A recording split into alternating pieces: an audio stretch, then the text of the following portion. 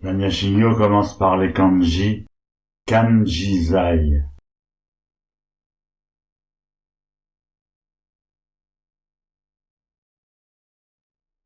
qui signifie véritable liberté.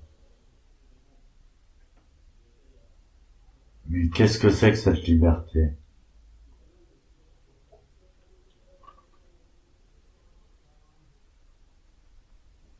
Le maître répond: lorsque l'ego conscient a disparu ou est oublié, cela nous donne la possibilité d'être libre authentiquement.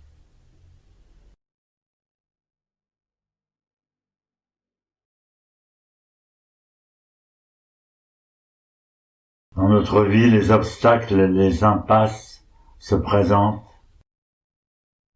mais la véritable liberté ne connaît pas de voie sans issue.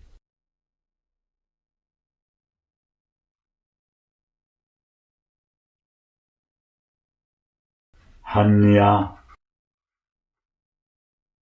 la grande, la complète sagesse, est différente des autres sagesses, parce qu'elle est illimitée.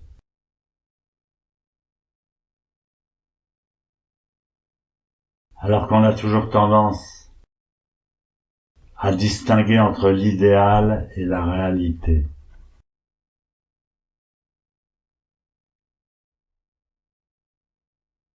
L'idéal est toujours lointain et difficile d'accès. Mais Kanjizai peut trouver la sagesse qui unifie l'idéal et la réalité.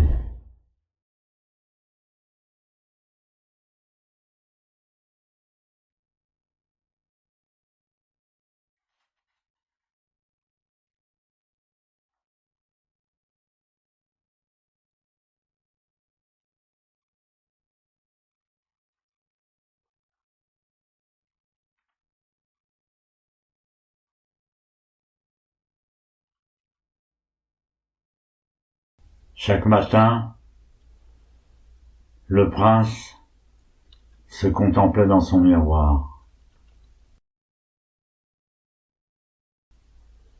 Un jour qu'il regarde comme tous les jours dans le miroir, mais il ne voit pas son visage.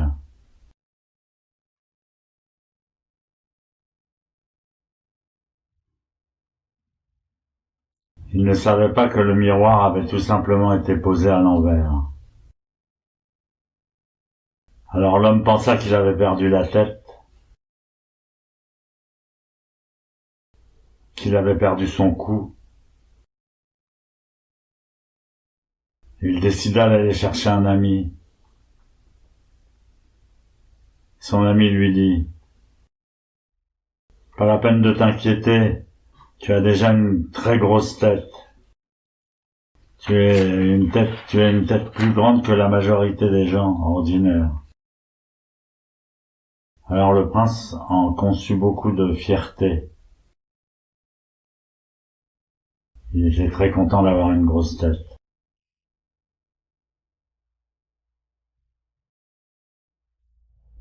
C'est une histoire intéressante parce que perdre la tête signifie perdre ses illusions.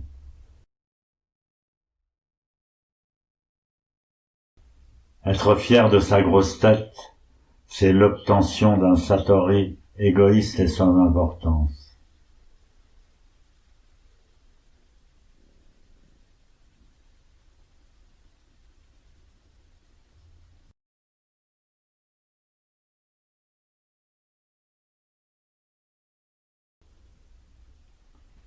Donc faire l'unité entre l'idéal et le réel, entre toutes choses finalement. L'unité est faite de plein de petites choses. L'unité n'est pas seule.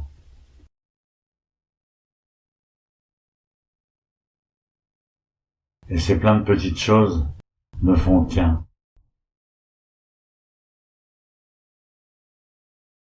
Un moine posa une question à un de ses amis. Est-ce que tu peux attraper le ciel?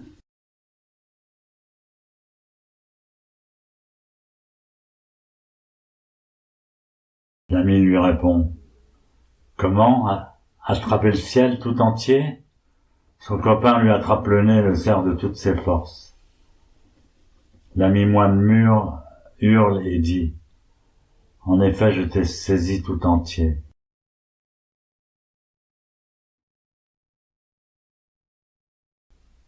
Quand on est pris par une très forte douleur, on sent plus rien du reste.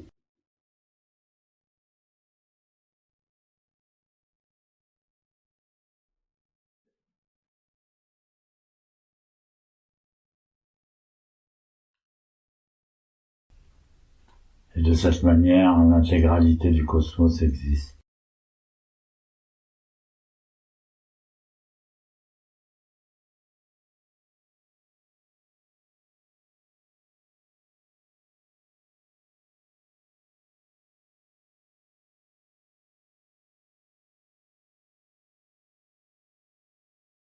Alors la semaine prochaine, il y aura une petite séchine, la séchine de fin d'hiver.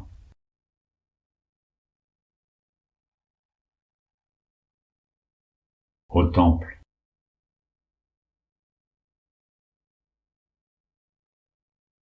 dirigée par Véronique Harvis, dont je me souviens plus le nom zen.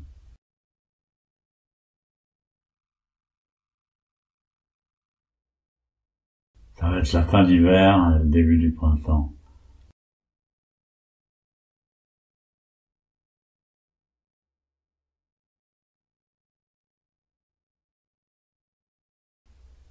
Peut-être les premiers coucous.